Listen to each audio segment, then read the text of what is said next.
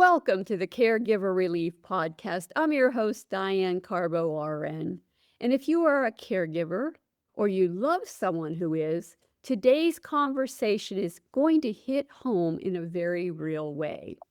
So many caregivers tell me they feel like they're never doing enough, even when they're doing everything humanly possible. They feel guilty for taking a break. They question their decisions, and often they carry a quiet sense that they're somehow failing. But what if that feeling isn't about what you're doing at all? What if it's something entirely different? Or what if it's something that has nothing to do with you? Today, we're talking about one of the most powerful and least talked about forces in caregiving, shame, and how it's closely tied to the emotions and judgments so many caregivers carry every day. Today, joining me is Dr. Judith M. Pilla, a psychotherapist with over 2 decades of experience and author of How Shame Runs the World. She's a leading expert on how shame shapes our thoughts, our feelings about ourselves, our behaviors, and relationships.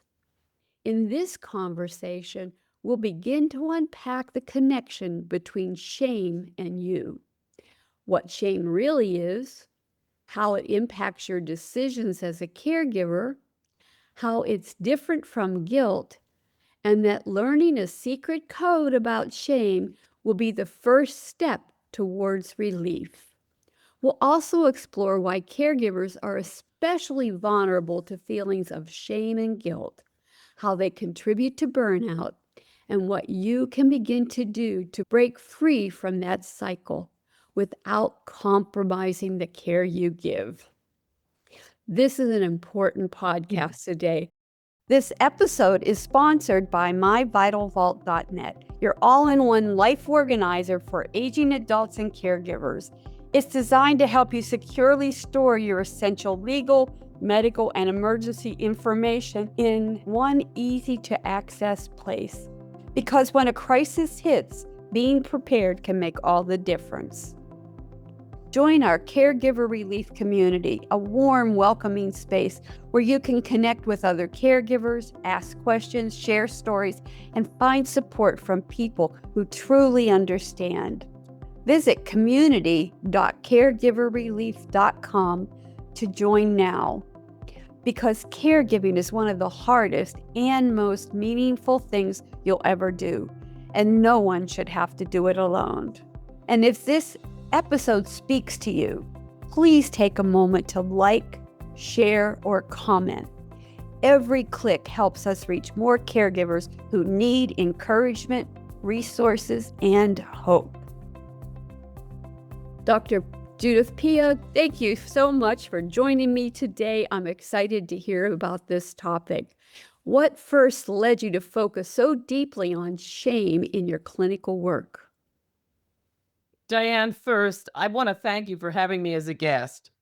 If there's anything I can contribute to easing the responsibilities and experiences of being a caregiver, I welcome that chance. It's certainly an intense and a complex role. I do think shame is a huge and important part of the caregiver experience, unfortunately, so I hope this podcast will bring relief to many. I think there are 3 experiences that occurred to me when considering why I've been focusing on the subject of shame for the past 10 years now. First, a revelation about a decade ago during a therapy session with a client that feelings of shame cannot be innate to us. No baby is born feeling ashamed. That means shame must originally come to each of us from the outside. That hit me like a bolt out of the blue. If shame doesn't start from within, if it first gets embedded in us as a foreign feeling from outside, then ultimately it's a foreign object that's removable. We can get rid of shame. Second, when I started doing research about shame, I couldn't find much. The popular literature is really sparse. And the scholarly literature, it looks like a game of pickup sticks. Books and articles piled up over decades, pointing every which way, but not linked together in any coherent way to explain even the most fundamental ideas about shame. Third, I started noticing that no one talks about shame. My clients don't, my colleagues don't, my husband, family, and friends don't. I don't. The subject of shame was never mentioned in graduate school books or courses. While people often talk about feeling guilty, everyone is silent about feeling ashamed. What I eventually learned is that we're all too ashamed of shame to think straight about it or talk about it. We don't understand what shame is. We don't know that we carry a lot of shame inside. And importantly, we don't know how to get rid of it. So I became fascinated. What on earth is going on with shame? I have to interject here. I am an adult child of an alcoholic, and I married my second husband was Italian, and he used to talk about his mom going to mother guilt school. So shame starts when we're children. I'm telling you right now. It certainly does. It Yes. certainly does. Now, caregivers often say, I feel like I'm never doing enough. Can you tell me what's really behind that feeling? That's actually a great first question to lead us straight into understanding shame as an important topic.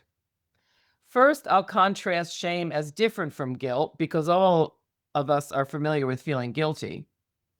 When a caretaker feels like he or she is not doing enough on a particular day or a particular week, that's a feeling about guilt. Guilt says, I'm not acting right. I'm not doing enough of what I should be doing as a caregiver. Guilt focuses on our actions, on our behaviors, on what we do. However, when you feel like you're never doing enough, no matter the day or the week, that you're relentlessly, chronically behind the eight ball, you're actually feeling shame. It's a much different feeling from guilt. Shame is about how you feel as a person. Shame isn't a judgment about what you're doing or not doing. It's a judgment about who you are. When you feel that your accomplishments are rarely or never enough, or that you often or constantly should be doing more, it's not that what you're doing feels inadequate. It's that you as a person feels inadequate. Wow, that's a very powerful statement there. So, what's important for caregivers to know about distinguishing guilt from shame? Okay, when it's a question of guilt, when you're guilty of taking some wrong action, of doing something wrong, it's fixable. For instance, if you forget to fill a prescription, you can make a note on your calendar to remind yourself to fill it sooner the next time. Even if it's a one-off mistake that can't be corrected, you can still help heal the situation by apologizing, making amends, or promising to change course next time. Even if you're found guilty of a crime, you serve your sentence and then get released. Guilt feels redeemable. It's fixable. Not the same with shame. When you feel inadequate as a person, you carry that judgment around in you, and it's about you. It's a negative assessment about your worth as a person. Since you can't get rid of yourself, with shame, you're always hauling it around with you. That's why shame is so heavy that we don't want to acknowledge it or talk about it. Shame feels like a permanent negative judgment about who you are. Therefore, we don't regard shame as redeemable. It doesn't feel fixable. And I'll add a note here. My book can solve this problem. Okay. I think you're a shameless opportunist, which I'm glad to have. There's a lot of important information that we're not going to get to cover on this podcast. That's but right. That's I'm right. really relating to everything you're saying here. So, why are family caregivers particularly vulnerable to shame? For caregivers, the bugaboo about feeling inadequate, that you're never enough, is that in addition to you feeling that way about yourself, there's so many people around you that may be judging you the same way, telling you the same thing, or implying the same thing about you. I call this a shame bath. You feel submerged by feelings of being wrong, bad, inadequate, inferior, not measuring up, not making the grade, not being good enough. But there's a lot more to answering this question, Diane, and I believe my answer will make your listeners feel much better about themselves. I hope so, Dr. Pios. One of the conditions that caregivers frequently have is they have judgmental, uninvolved family members, siblings that are very cruel to them and make them feel ashamed. I see it all the time, so I'm really encouraged about what you're talking about here. You make a very interesting and timely remark because that's exactly what I'm about to explain. How about that?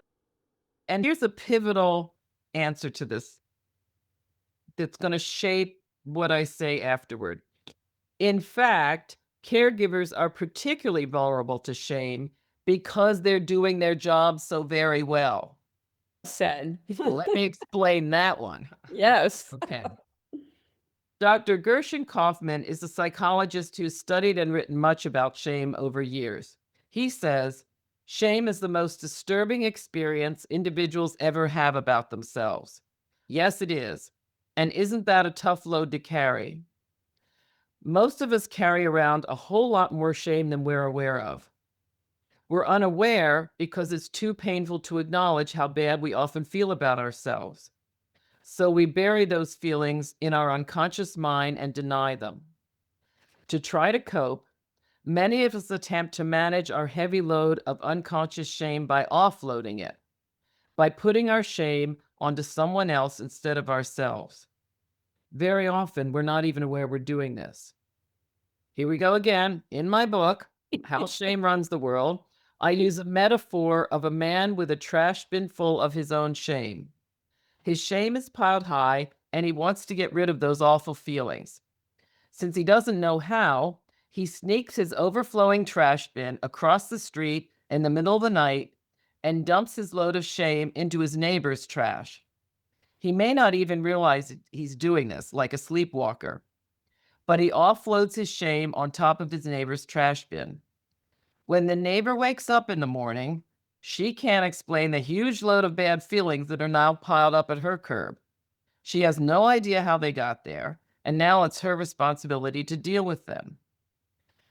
This is a great metaphor for what happens for caregivers. The people around you, family members, close friends of the patient, as well as healthcare providers and others, have huge trash bins of their own shame, including shame about what's happening to your patient. They have shame about not being there enough for the patient. They have shame about not contributing enough. Shame about not knowing how to help. Shame about not being willing to help. Shame that they are repulsed by the nursing duties expected. Shame that they're not relieving you. They may have shame that the patient is suffering instead of them. And yes, they carry shame because they know they're being critical of you and all you're doing. The huge trash bin of shame each of these people carries around is not something they want to feel or acknowledge. In an attempt to get rid of those terrible feelings, they sneak across the street to your curb and dump their noxious, critical trash bins at your feet. They take up their own shame and foist it onto you. Maybe they do this directly by criticizing or faulting you. Often it's done indirectly, through innuendo, pointed barbs, snubbing you, ignoring you, or neglecting you. As I said, quite often they don't even realize they're doing it. Thanks to the psychological defense mechanism of projection, many people shame others unconsciously in an attempt to get rid of their own feelings of shame. You know that friend who just can't help putting others down, who always has some remark about what you've done wrong, or who can always make you feel inadequate. That's her trash bin of shame being dumped onto you, and she may not realize she's doing it. However they accomplish it, some people will make sure you feel awful, that you feel that you're not doing enough or not doing it well enough. I think it's fascinating and also quite frustrating to realize that the better you do your job as a caregiver, the worse you may be made to feel. After all, when you do your job so well, Others feel more shame that they're not doing all that you're doing. Then they dump their shame at your feet. I see this dynamic going on in caregiving all the time. I've experienced as a professional nurse in the hospital. We always talk about nurses eat their young, and that's very true. Nurses are cruel to one another often. And now I'm seeing it definitely in the family dynamic. Yeah. So this explains why many caregivers feel resentment, but they feel guilty for feeling that way. It's just a cycle. What's happening there? The cycle can be broken. Let me explain what's happening. Okay. And first, there's good news. The good news is it's healthy for a caregiver to feel resentful. Anyone who has to regularly deal with trash bins of other people's shame being dumped at their curb ought to feel resentful. As a therapist, I'd be worried if they didn't feel resentful. It would mean they're not seeing reality correctly. At the same time, caregivers can be perfectionists, expecting too much of themselves. They may think they should do everything well, treat everyone well, not complain, not feel resentment, not show resentment. Also, they may feel so beaten down that they try to gain some self-esteem by trying to do everything perfectly, to be the consummate caregiver. They may insist on doing things their own way. They may resist others' help. They may ignore or reject others' good intentions or care. In addition, caregivers may begin to treat themselves the same lousy way other people do. Caregivers can come to trash themselves and be very self-critical.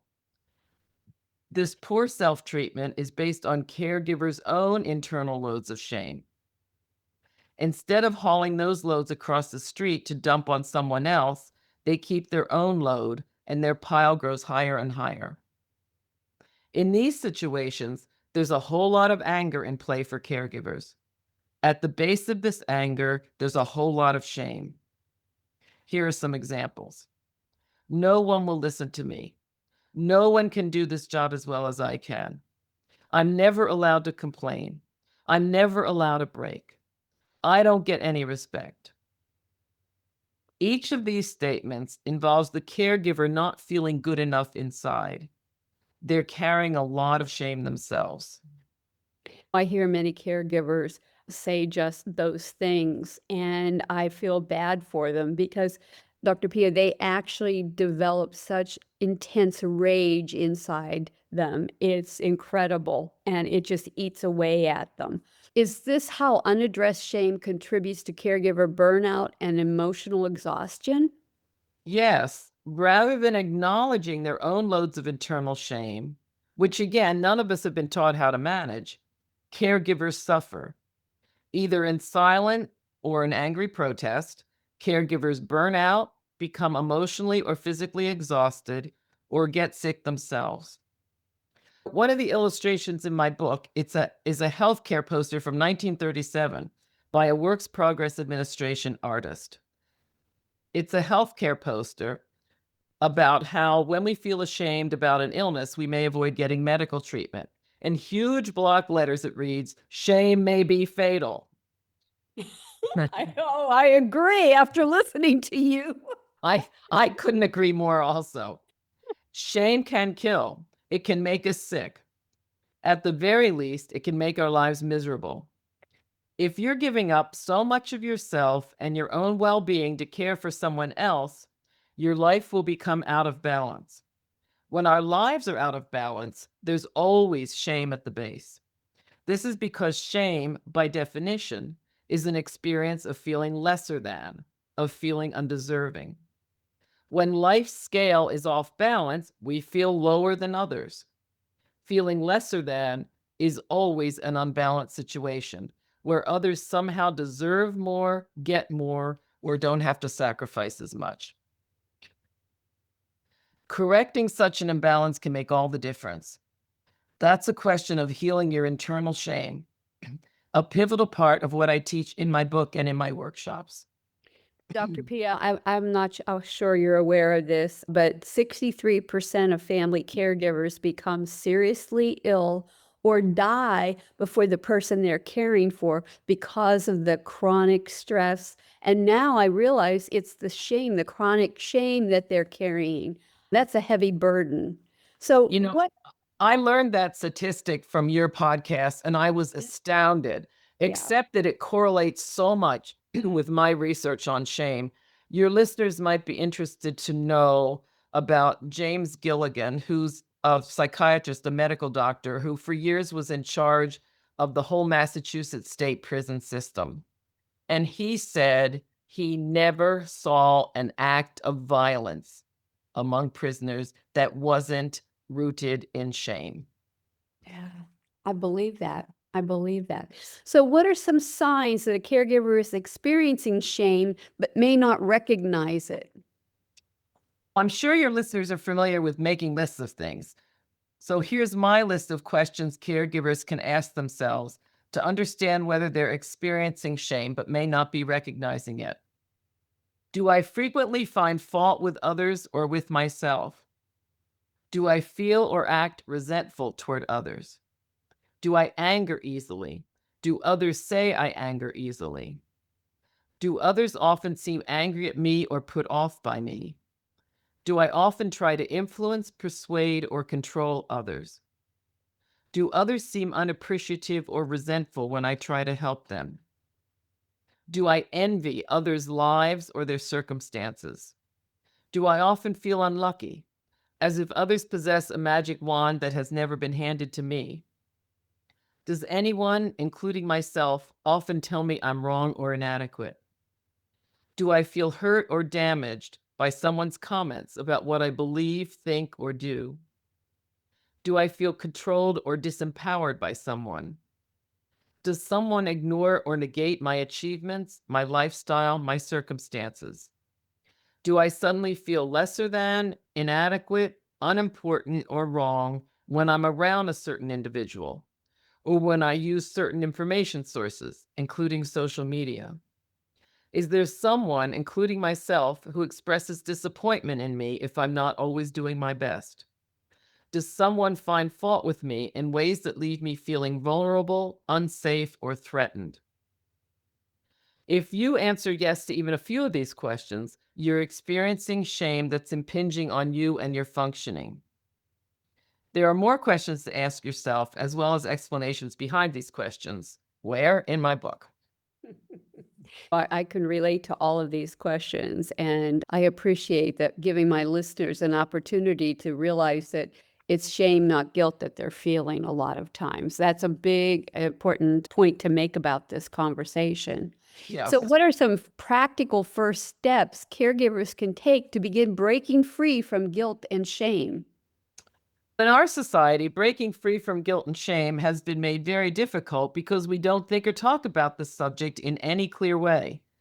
We don't think or talk about shame at all, which is where my focus is today. While I can only touch the surface in this podcast, you do have available what you need to break free. This is exactly why I've written Shame, How Shame Runs the World, to give you the tools to understand how shame influences your life and how to break free from it for good. But let's start here with some first practical steps, and I'm going to list 3 steps.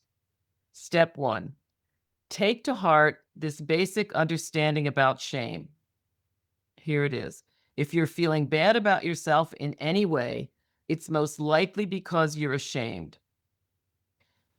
This means that to begin breaking free of shame, you have to first recognize that shame is a fundamental problem for you.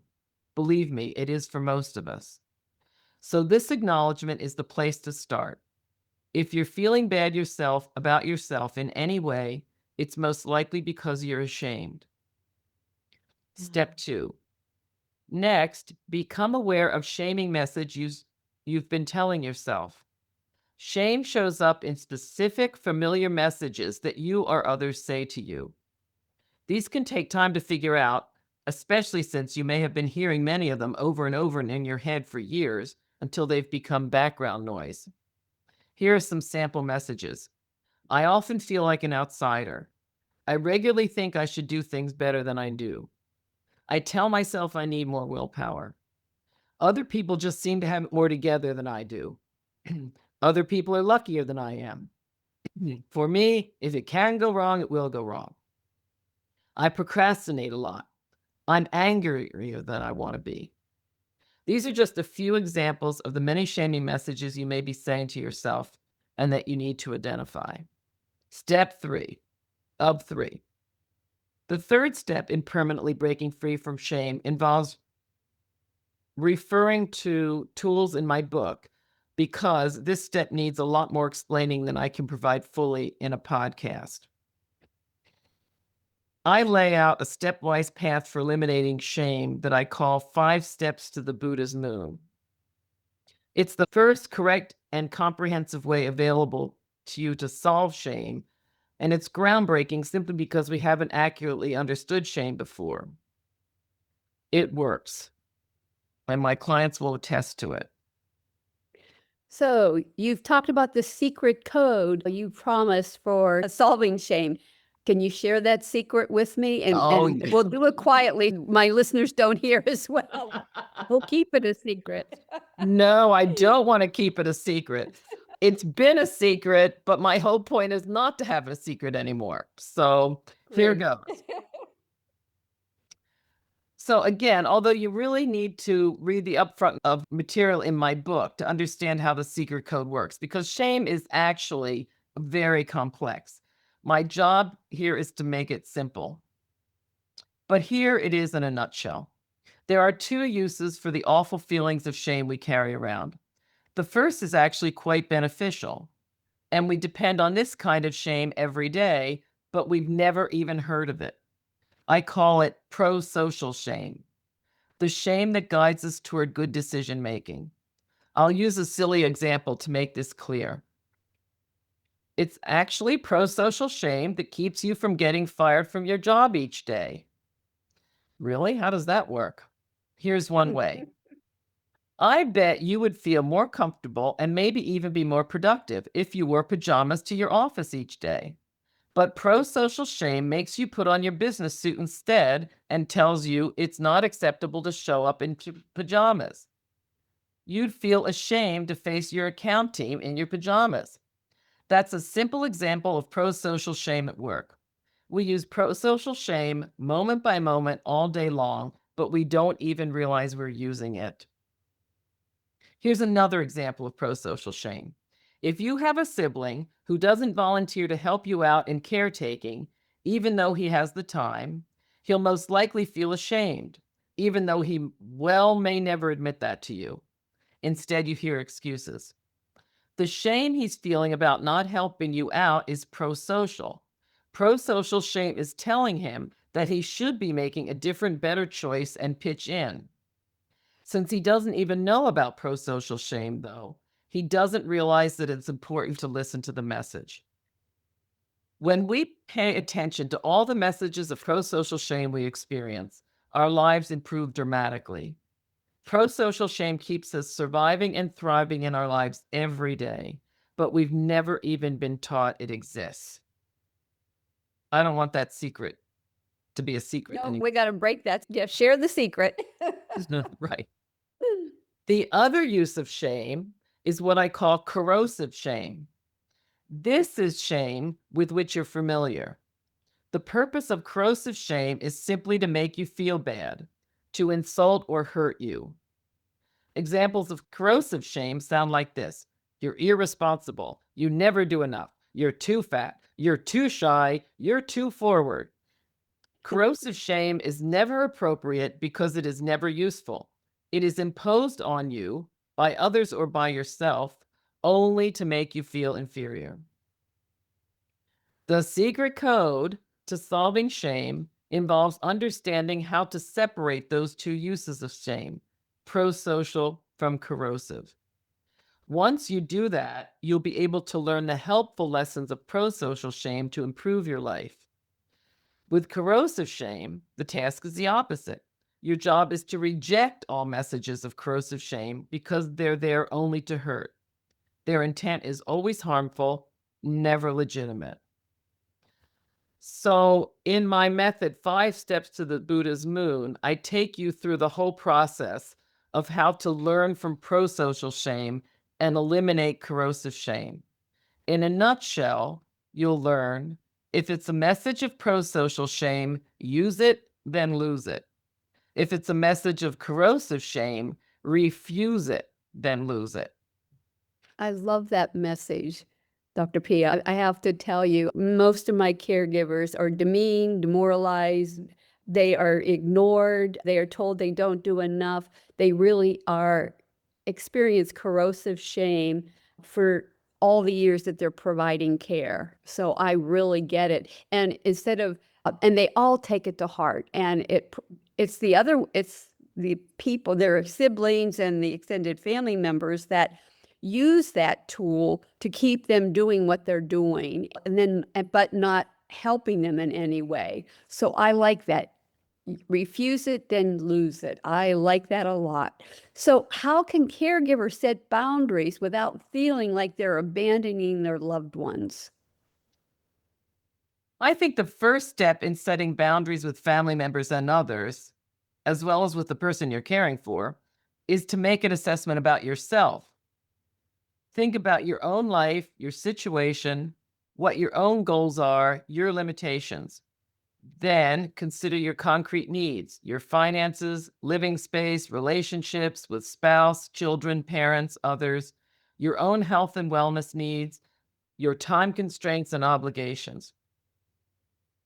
For each of these subjects, decide 1, what you definitely need in order to take care of yourself, and then 2, what you'd like to have in order to take care of yourself. It's important to take time to make this a clear written description of your life parameters. You deserve that. Yes, they do. Only after you've done that can you make a similar description of what the patient needs in all these dimensions. Then, with both documents in hand, side by side, compare them. Where do the patient's needs fit in with the time, effort, money, space, etc. that you have available to offer? Where there is no reasonable fit, you set a boundary. You say no to that need of the patient and say you're unavailable. For instance, if you have a full-time job and need to keep it, and the patient needs 4 hours of care a day, the patient's need infringes on something necessary for your life. So you say no to offering such care. Perhaps you can say yes to 2 hours several evenings a week because your own children don't need you then.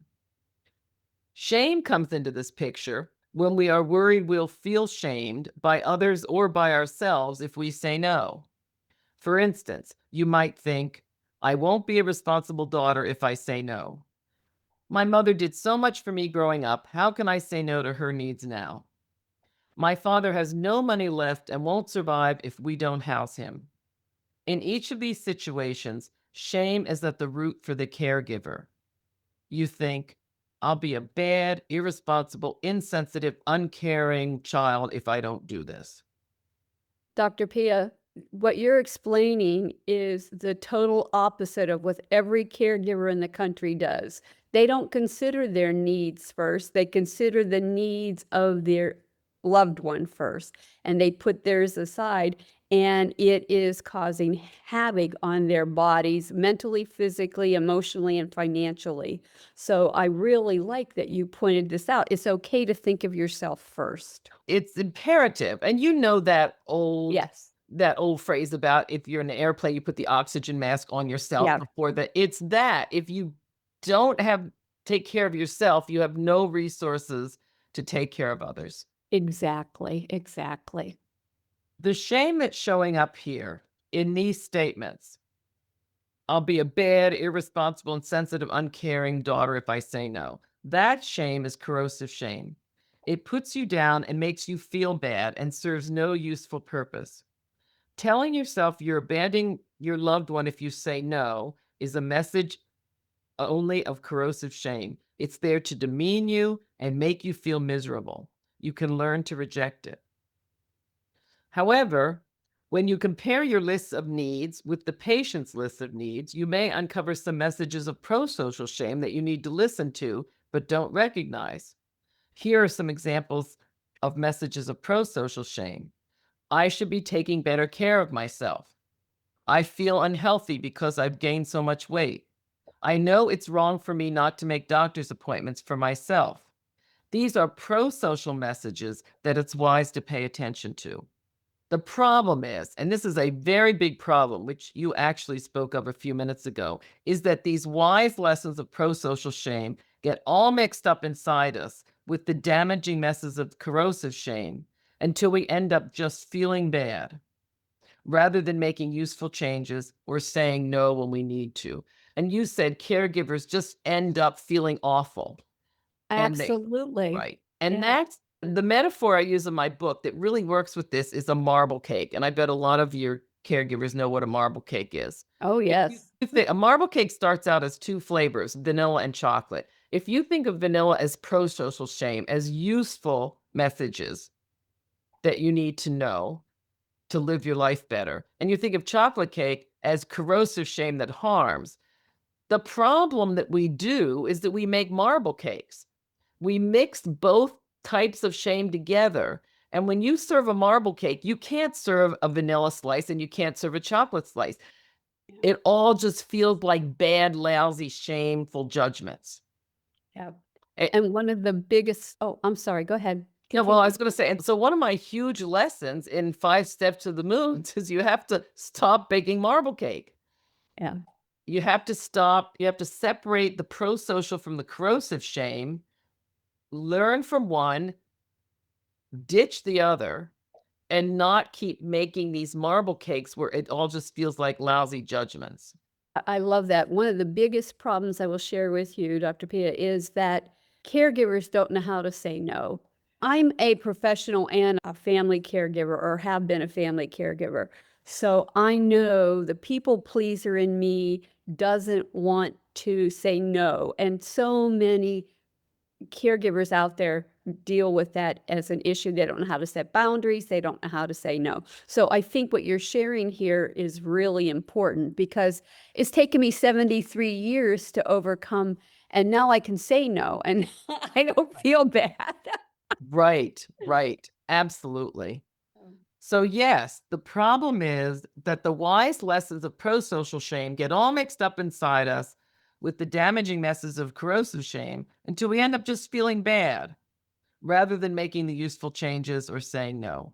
These mixed up, confused feelings become just these shameful judgments, and they keep us paralyzed into inaction, That's very true. or they keep us on paths that are dysfunctional, where we just keep being overly responsible and hurting ourselves and getting sick. Yes.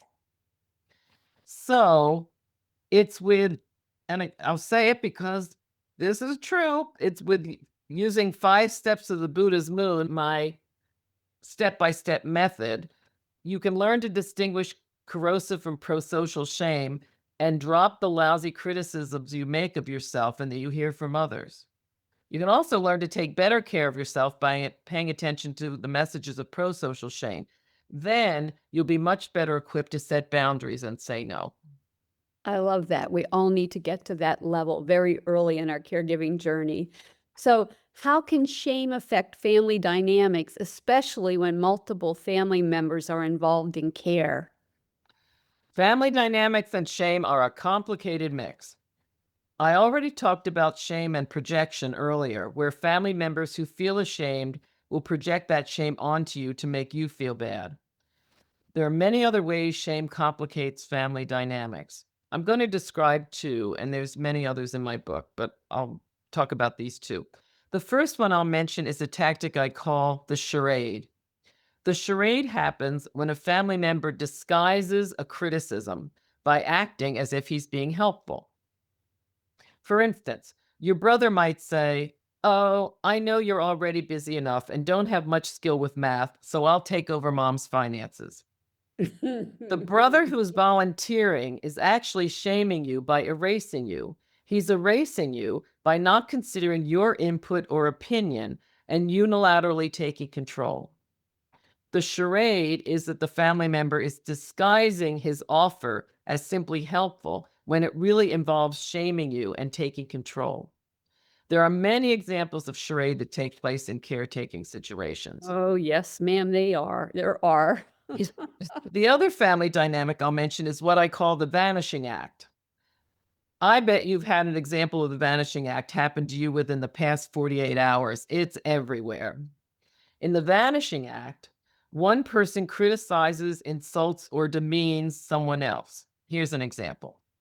Pamela says, "If you spent as much time taking care of yourself as you do your mother, you'd be able to consider dating again." Susan then reacts, "Hey, lay off me. What do you expect? Do you want to take over?" Pamela then replies, "Come on, Susie. I was just telling you the truth. Don't be so emotional. You can really fly off the handle, can't you? You got to get a grip." It's only Susie's reaction of being upset that Pamela focuses on. Pamela's initial insult to Susie about dating has completely vanished. Pamela's insult is the first act of the vanishing act, and it's just disappeared. All the attention is on Susie's emotional reaction rather than on the shame that Pamela instigated in the first place. I promise you, if you barely have to be awake to have this happen in your life and notice it, you'll start hearing it everywhere. You start feeling something just happened. What just happened? I feel bad and I'm being criticized, but something else was just done to me. It'll be the vanishing act. The Yeah. vanishing act is a great way for family members to hide behind shaming insults and criticisms they make to others. All the attention goes to the victim's reaction to being shamed rather than to the shaming act that started it all. That's a very common practice. Yes, it is. I've lived it, I've seen it, I've experienced it. So, how does shame influence decision making when caring for an aging parent or loved one? A lot of the decision making for caregivers is about setting good boundaries around the decision. It's about balancing your needs with the patient's needs before a decision is made.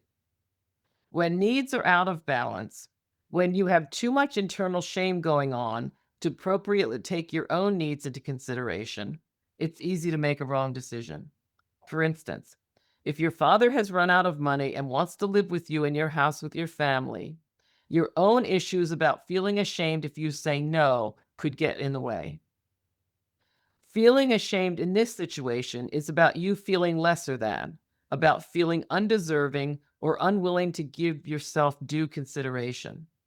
This could lead to a wrong decision about taking your father in and then regretting it, resenting it, or feeling overwhelmed by the responsibility.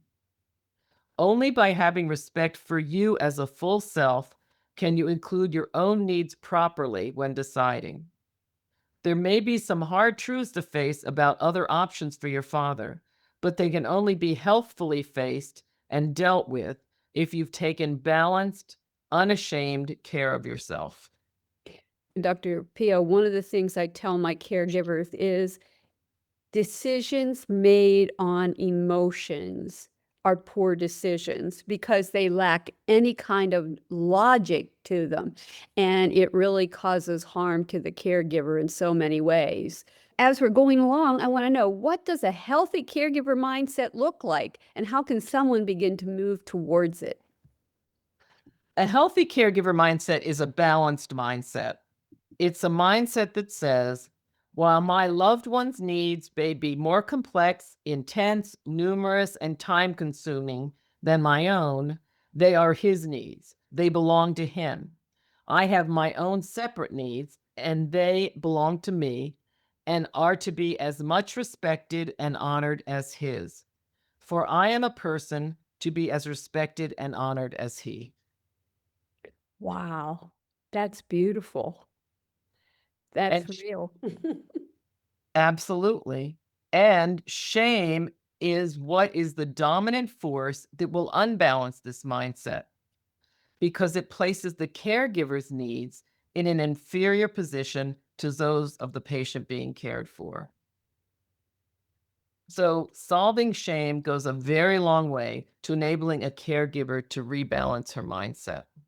Thank you so much, Dr. Pia, for sharing your vast knowledge about shame. It's really changed my perspective on a lot of things that I didn't understand. How do my listeners find you and reach out to you? I have a website that conveniently is the name of my book. So www.howshamerunstheworld.com. On there, I have blogs that I update frequently. I have events. This podcast is one of those events that is listed on my website. And I'm on LinkedIn also. So Okay. there are ways, primarily through the website, www.howshamerunstheworld.com. And there's also a UR code to pre-order the book, which will be out September 1st. Awesome. To my family caregivers out there, you are the most important part of the caregiving equation. Without you, it all falls apart. So please learn to be gentle with yourself. Practice self-care every day because you are worth it.